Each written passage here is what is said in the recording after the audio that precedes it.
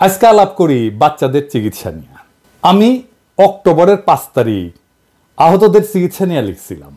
আমি বলছিলাম কিভাবে একটা পূর্ণাঙ্গ চিকিৎসা আর পুনর্বাসনের ব্যবস্থা করা যায়। কি লিখছিলাম পড়ে দেখি। আমি যদি স্বাস্থ্য উপদেষ্টা হইতাম তাইলে জুলাই আগস্ট বিপ্লবের আহতদের জন্য ওয়ান স্টপ সার্ভিস চালু করতাম। ঢাকা শহরে কোনো একটা কম ব্যবহৃত হাসপাতালের পুরোটা বা একাংশ নিয়ে কাজটা শুরু করতাম। আমি যেহেতু 6 বছর দেশে নাই, তাই জানি না কোন হাসপাতালের অবস্থা কেমন। যখন দেশে ছিলাম তখন সোহরাওয়ার্দী হসপিটাল ছিল সবচেয়ে আন্ডার ইউটিলাইজড হসপিটাল। যাই হোক, ওইখানে আহতরা রেজিস্ট্রেশন করতে পারতো। ওই হাসপাতালে আমি চক্ষু, thoracic surgery, orthopaedics, casualty, gastrointestinal surgeon, neurosurgery, ICU, high dependency unit, physiotherapy, psychology counselling, plastic surgery, কৃত্রিম অঙ্গ সংস্থাপন ইউনিট এক জায়গায় আনতাম। হাসপাতালের ক্যাটারিং সার্ভিসের দায়িত্ব দিতাম স্টার রেস্টুরেন্টকে, হাউসকিপিংয়ের দায়িত্ব দিতাম পূর্বানী হোটেলকে। বাংলাদেশের সেরা ডাক্তারদের, সেরা নার্সদের এখানে পোস্টিং দিতাম, তাদের ন্যাশনাল হিরো বানায় দিতাম। চিকিৎসার পূর্ণ দায়িত্ব নিতাম। যাদের বাংলাদেশে চিকিৎসা সম্ভব না তাদের এইখান থেকেই বিদেশে পাঠাতাম। আমি হয়তো সিলেক্ট করতাম মালয়েশিয়া, কিছু ডাক্তার হায়ার করতাম কিউবা থেকে, ওরা টাকার বিনিময়ে ডাক্তার দেয়। আহতদের প্রত্যেককে আলাদা টিভি আর ল্যাপটপ দিতাম, ফ্রি হাই স্পিড ওয়াইফাই থাকতো। আশেপাশে বাসা ভাড়া নিতাম, সেখানে গেস্ট হাউস বানাতাম আহতদের পরিবারের জন্য।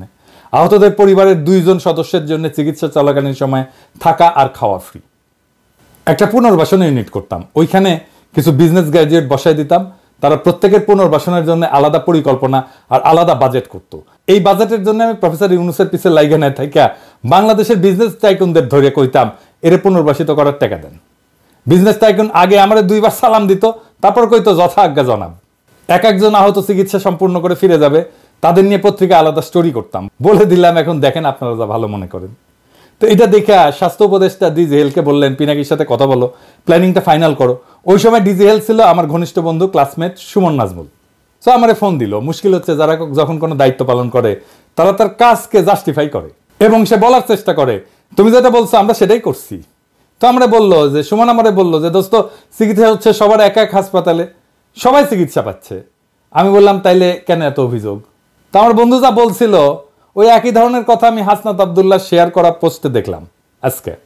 সেটা হচ্ছে এই আহতদের কেউ কেউ ছাত্রলীগের বিপ্লবী পোলাপানের হাতে মাইর খেয়ে এখন বিপ্লবী সাচ্ছে, এদের সাথে ছাত্রলীগের যোগাযোগ আছে। তাইলে হাসনাত একটা কথা বলি, মানে ক্ষুদ্র ভ্রাতা, আহতদের যে লিস্ট করা হয়েছিল, করার কথা প্রথম থেকে বলতেছি, সেটা ঠিক মতো হয়েছে? হয় নাই তো।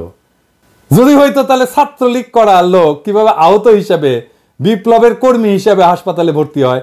ছাত্রলীগকে আমরা চিকিৎসা দেবো না তা না, চিকিৎসা দেবো, কিন্তু বিপ্লবের কর্মী যে অ্যাটেনশন পাবে, যে সাপোর্ট পাবে, সেটা তো ছাত্রলীগের কর্মী পাবে না। ছাত্রলীগ কানেকশনের কথা আসতেছে কেন এখন? লিস্টটা করছে কে তাইলে? ছাত্রলীগ তো করে দেয় নাই, কে লিস্ট করছে আর কে ভ্যালিডেট করছে? আহতরা কি সেই লিস্ট থেকে আসছে?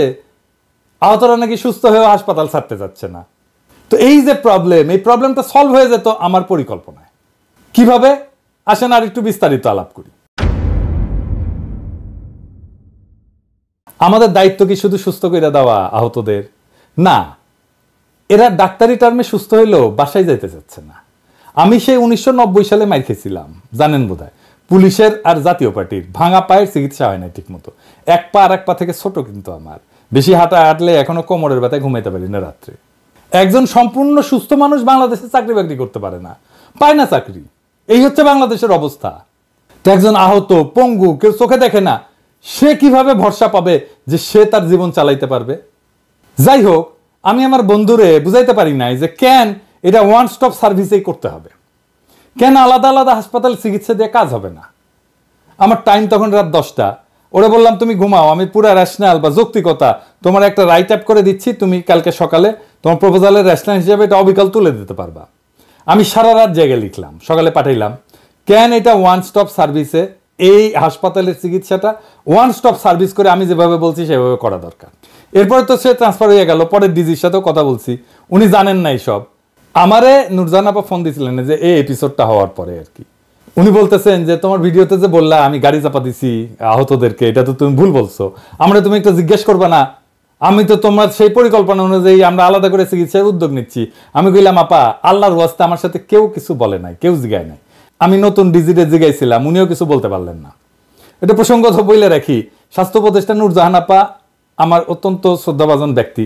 আমি যখন গ্রামীণ ব্যাংকে কাজ শুরু করি, উনি তখন ট্রেনিং ডিপার্টমেন্টের চিফ।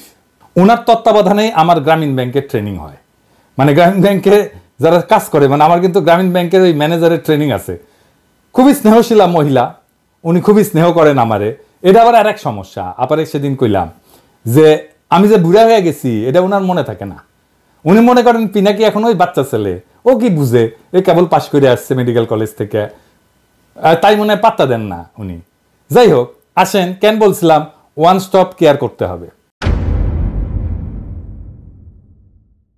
যে কোনো সমাজের ইতিহাস দ্বন্দ্ব আর সংঘাতের মধ্যে দিয়ে অগ্রসর হয়। রক্তপাত ছাড়া ইতিহাস আগায় না। হয় সেটা গৃহযুদ্ধ অথবা শুধু যুদ্ধ। কিছু কিছু বাইঞ্চতের আবির্ভাব হয়েছে, আমি আর দেখাইলাম না ইদানি, যারা রক্তপাত শুনলে মূর্ছা যায়, আবার রাজনৈতিক সংগ্রামের নেতাও হইতে চায়, হ্যাঁ, দেশেরও নেতা হইতে চায়। মানে এই দেশ কথা শুনলে না গা চিরবির চিরবির করে ওঠে। এটা গেলে আমার কথা না, মানে হেগেলের কথা, মানে গা চিরবির করার কথা না আর কি। এই যে দ্বন্দ্ব সংঘাতের মধ্যে দিয়া একটা দেশের ইতিহাস অগ্রসর হয়। হেগেল একজন বিখ্যাত জার্মান দার্শনিক, উনি এটা বলছেন যে সংগ্রাম সংঘাতের মাধ্যমে রাষ্ট্র এবং সমাজের অগ্রগতি ঘটে এবং প্রত্যেক সংগ্রাম মানুষের স্বাধীনতার পরিসর বৃদ্ধি করে। রাজনৈতিক সংগ্রামে আহতদের সম্মান জানায়, রাষ্ট্র তাদের ইতিহাসের গুরুত্বপূর্ণ চরিত্র হিসেবে স্বীকৃতি দেয়, যা ভবিষ্যৎ প্রজন্মকে আবারও এই একই ইতিহাস গঠনে অংশগ্রহণ করতে উদ্বুদ্ধ করে।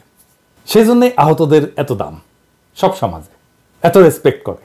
ইতিহাস সাক্ষ্য দেয় যে যে সমাজ তাদের বীর এবং আহত যোদ্ধাদের সম্মান জানায়, সেই সমাজের ভবিষ্যৎ প্রজন্ম সমাজ এবং রাজনৈতিক আন্দোলনে উদ্বুদ্ধ হয়। আপনি দেখেন ওই যে হান্নান বলছিল না যে তরুণ সমাজ আর আসবে না, এই যে দেখেন শোনেন। আর হচ্ছে এই অভ্যুত্থানটা যদি ব্যর্থ হয়, এই যে আমি যে রক্তটা ঝরাইছি এই রক্তের হিসাবটা আমি নিব। এই অভ্যুত্থান যাদের কারণে ব্যর্থ হবে তাদের প্রত্যেকের মুখোশ খুলে দিব স্পষ্টত। এবং হচ্ছে এরপরে একই সাথে বলে যাবো যে হচ্ছে বাংলাদেশের ভবিষ্যতে যেন কোনো তরুণ প্রজন্ম আর কোনো যেন হচ্ছে কখনো যেন রাস্তায় না নামে। এটাই হবে। 90-এর গণ অভ্যুত্থানে নূর হোসেনের রক্তের সাথে প্রতারণা করেছে এরা, প্রতারণা করে আজকে বাংলাদেশকে 24-এ এনে এখানে নিয়ে এসেছে। এখন 2000 মানুষ জীবন দেওয়ার পরে আজকে এখনো দেখা যাচ্ছে যে হচ্ছে এই দেশ নিয়ে তাদের কোনো ভাবনা নেই। ভাবনা হচ্ছে ক্ষমতায় যেতে হবে, লুটপাট করতে হবে। একই জায়গায় সব সার্ভিস দিলে হাসপাতালে আহতরা একে অপরের সাথে মিশবে, সেখানে একটা মিলিত অভিজ্ঞতার পরিবেশ সৃষ্টি হবে। গুরুতর আহতরা হালকা আহতদের মানসিক এবং শারীরিকভাবে শক্তি পেতে অনুপ্রাণিত করবে, যা একটা ঐক্যের অনুভূতি গড়ে তুলবে। এমানুয়েল নেভিনাস আরেক দার্শনিক, উনি বলছিলেন যে মানব সম্পর্কগুলো নৈতিকতার ভিত্তিতে গড়ে ওঠে এবং অন্যান্যদের কষ্টকে স্বীকৃতি দিলে একটা সমন্বিত দায়িত্ববোধ তৈরি হয়। আহতরা পরস্পরকে সমর্থন করলে এই পরিকল্পনা এমন একটা সম্মিলিত নৈতিক প্রতিক্রিয়া তৈরি করত, যা শুধুমাত্র চিকিৎসার সীমা ছাড়ায় আবেগ এবং সামাজিক বন্ধনকে শক্তিশালী করত। আমি বলছিলাম ভালো খাবার দিতে হবে, পরিচ্ছন্ন একটা পরিবেশ দিতে হবে। পরিচ্ছন্ন পরিবেশ, সুশৃঙ্খল পরিবেশ, পুষ্টিকর খাদ্যের ব্যবস্থা রোগীদের মানসিক চাপ হ্রাস করত। দ্বিতীয় বিশ্বযুদ্ধের পরে যারা ফ্রন্ট লাইন থেকে আহত হয়ে আসছিল সৈনিকেরা, তাদের বিশেষ যত্নে রাখা হয়েছিল যাতে তারা মেন্টালি এবং ইমোশনালি সুস্থ থাকতে পারে। আর সুস্বাদু খাবারের কথা বলছি, সুস্বাদু খাবার দিয়ে আপনি আপ্যায়ন করবেন, এর ফলাফল আপনি দেখবেন। ভালো খাবার ছাড়া তো উৎসবই হয় না, ভালো খাবার দেখলেই মন প্রফুল্ল হয়ে যায়। আরেক দার্শনিক অ্যারিস্টটল বলতেন ইউডাইমোনিয়া মানে হচ্ছে শারীরিক এবং মানসিক স্বাস্থ্য ভালো থাকলে মানুষ তার সম্ভাবনা এবং পূর্ণতা অর্জন করতে পারে। ভালো খাবার তো ভালো পুষ্টি দেয়, মানসিক স্থিতিশীলতা নিশ্চিত করে, এইটা মানুষকে সুখ এবং পূর্ণতা দেয়। আমি সেজন্য খাবারের ব্যাপারে খুবই পার্টিকুলার। খাবার ভালো থাকতে হবে। স্টোয়িক দর্শন অনুযায়ী খাবার শুধু শরীরের জন্য না, এটা মানসিক স্থিতিশীলতা বজায় রাখার মাধ্যম। পুষ্টিকর খাবার হরমোনের নিয়ন্ত্রণ করে, যেটা আবেগ এবং আচরণে সরাসরি প্রভাব পড়ে। যেমন ধরেন সেরোটোনিন, এটাকে সুখের হরমোন বলা হয়। পুষ্টিকর খাবার থেকে যে অ্যামাইনো অ্যাসিড আছে এটা ট্রিপ্টোফ্যান থেকে তৈরি হয়। এমন খাবার দেবেন যেটাতে হাই সেরোটোনিন থাকে। এই খাবারগুলো কিন্তু এক্সপেন্সিভ। আপনি যদি এই বাচ্চাদের এমন খাবার দিতেন যেটাতে ভেরি হাই সেরোটোনিন, দেখতেন এরা আনন্দের সাথে থাকতো ওই জায়গাগুলো এবং তাদের রোগের দুঃখ এগুলো কমে যেত। কিতে হাই সেরোটোনিন থাকে আমি বলি, যেমন মুরগি, হাঁস, এগুলো হাই সেরোটোনিন থাকে। ডিম, আমাদের মাছে ট্রিপ্টোফ্যান থাকে না, এগুলো এই যে স্যামন মাছে থাকে, লাল মাংসে থাকে মাঝারি খুব বেশি না, মাঝারি পরিমাণে।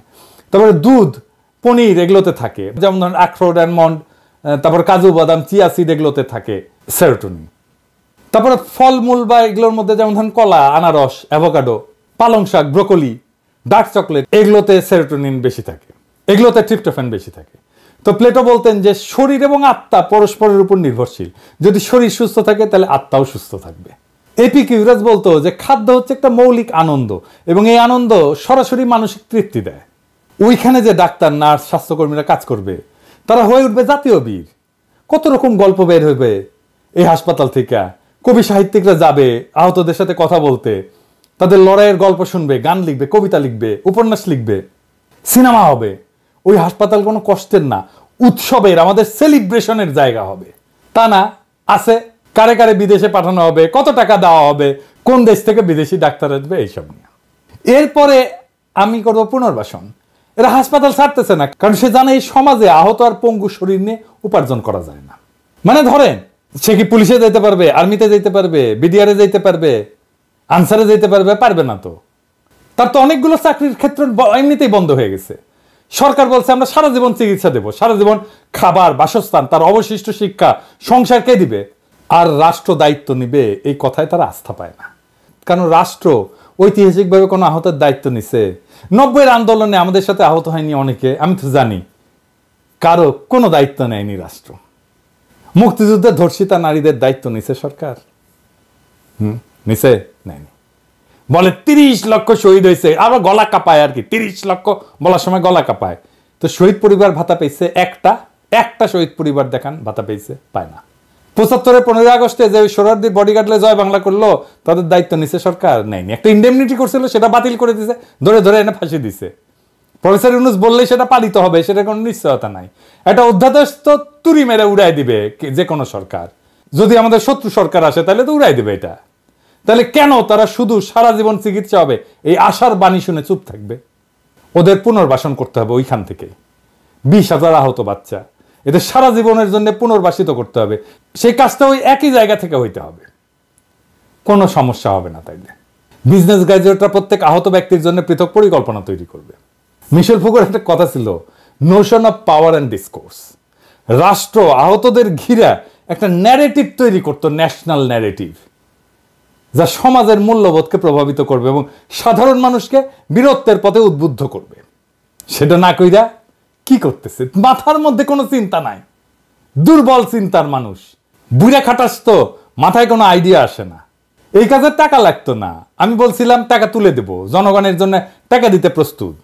প্রফেসর ইউনূস নিজে নিজে বলতেন সব কাজে টাকা লাগে না, কোথাও কোথাও উদ্যোগ লাগে। যেমন উনি উদাহরণ দিতেন, এটা খোলা মাঠে আঁকবো না, এটা বাস্তবায়নের জন্য তো টাকা লাগে না, লাগে উদ্যোগ। ওনার আশেপাশে উদ্যোগী, উদ্যমী, বুদ্ধিমান, ক্রিয়েটিভ, সৃজনশীল মানুষ নাই। যারা আছে তারা চিন্তাতে সক্ষম না। এই ধ্বজভঙ্গ উপদেষ্টা পরিষদ ভেঙে দিতে হবে, দক্ষ উদ্যমী লোকদের দায়িত্ব দিতে হবে। তাইলেই আমরা আমাদের সমর্থন অব্যাহত রাখবো। নয়তো একদিকে আওয়ামী লীগ, আর একদিকে হাসিনা চট করে ঢুকে যাওয়ার আশা, আর একদিকে আফসোস লীগ, ডাইনে ইন্ডিয়া, উপরে ট্রাম্পের উপদেষ্টা হয়েছে, ইসকনের তুলসী গ্যাবার্ড ও বাম্বু খাইবেন। আমরা দরিদ্র মানুষ, পপকর্ন খানার পয়সা নাই, তাই মুড়ির টিন নিয়ে বসবো। সেদিন বুঝবেন এই 2 পয়সার হরিদাস পালেরা, ইউটিউবাররা কি কইছিল। মুরব্বীরা কয় না যে আইজ বুঝবে না, বুঝবা কাল, পাছা থাপড়াবে আর পাইবা গাল। ওইটা আপনাদের ক্ষেত্রেও হবে। আজ বুঝবেন না, বুঝবেন কাল, তারপরে পাছা থাপড়াইবেন আর পারবেন গাল।